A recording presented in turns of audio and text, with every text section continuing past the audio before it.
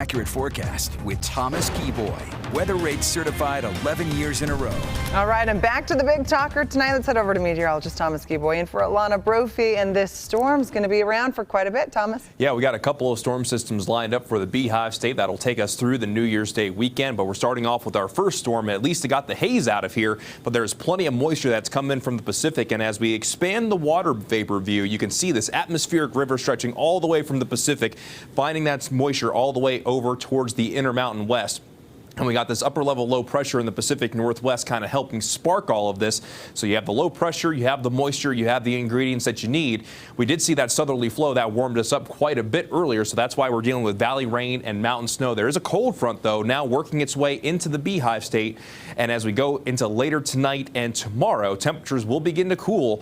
And if the moisture holds on long enough, the bulk of the moisture will be ahead of this cold front. But if the moisture holds on long enough, in northern Utah at least, our valleys could at least pick up some maybe minor accumulations when it comes to snow. We'll go through the future cast in just a bit, but on the satellite and radar as we zoom things into Utah, you got snow in the Uinta Basin, and you got a mixture of rain, snow, and even a wintry mix on portions of the I-70 corridor. Moab has been seeing mainly rain. We've been seeing scattered showers in southern Utah. St. George, you've been getting a little bit of a break, but likely won't be too much longer before you start to pick up some more rain.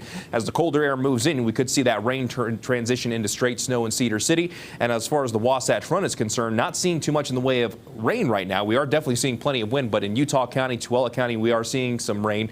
Meanwhile, we do have moisture on the way from our northwest that will likely begin to fill in as we go into the nighttime hours. Wind gusts, they're quite strong. This is probably the calmest the wind has been in Salt Lake City in a bit, but it's still gusting to 38 miles per hour, gusting to 25 in Wendover, 21 miles per hour in Cedar City. Those wind gusts are out of the south, so if you're driving those high-profile vehicles on those east to west routes, make sure that you have both hands on the wheel. The winter weather advisory for our mountains in the Beehive State, including the Uinta Basin, southwestern Wyoming, this remains in effect through 9 o'clock in the morning on Thursday. For most of our mountains, by the time this advisory is done, we'll have picked up either 1 to 2 feet of snow, up to 3 feet of snow for the Cottonwoods, 3 to 7 inches for southwestern Wyoming, the Uinta Basin, and those gusts are likely going to be sticking around as well, with it being quite windy as we go through tonight. Here's the view from up in Solitude, where the snow keeps on blowing sideways at times, coming down a little bit straighter right now. But those mountains, Big and Little Cottonwood Canyon, we are seeing the snow, the traction law currently in effect. But that southerly wind is helping keep those temperatures more or less what we saw throughout most of the afternoon. 46 degrees right now in Logan. It's 45 degrees in Ogden, 45 in Salt Lake, 39 degrees in Provo, and we're sitting at 52 degrees in St. George. Let's go ahead and begin the future cast. 7 o'clock. We'll go ahead and time things out for you. And as we go throughout the next, I would say, several hours, that's going to be the best chance for wet weather across the Beehive State. Valley rain, mountain snow. That cold front will start to move through during the overnight hours, so you'll see that the bulk of the moisture, especially in central and southern Utah, will start to move away to the east.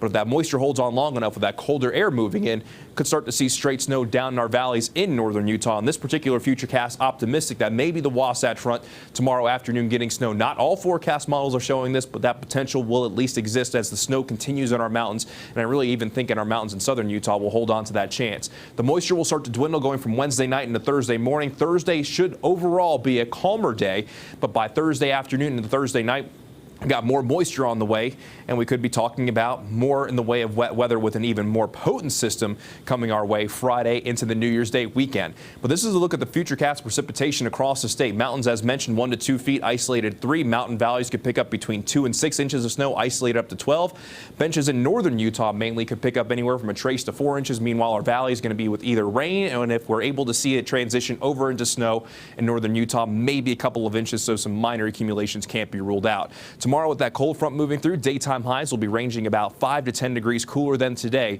with keeping a good chance for wet weather across the state, but the wet weather will be more scattered compared to more like widespread that we're seeing out there right now. In St. George, a chance of rain for our Wednesday, a slight chance for our Thursday and Friday, with a better chance with that next system coming in for this New Year's Day weekend. I think that best chance will actually come on Sunday. Then along the Wasatch Front, rain and snow possible for our Wednesday, a slight chance for snow later in the day on Thursday, rain and snow on Friday, mainly rain on Saturday, and then that rain could transition to snow as we make our way into New Year's Day. Emily?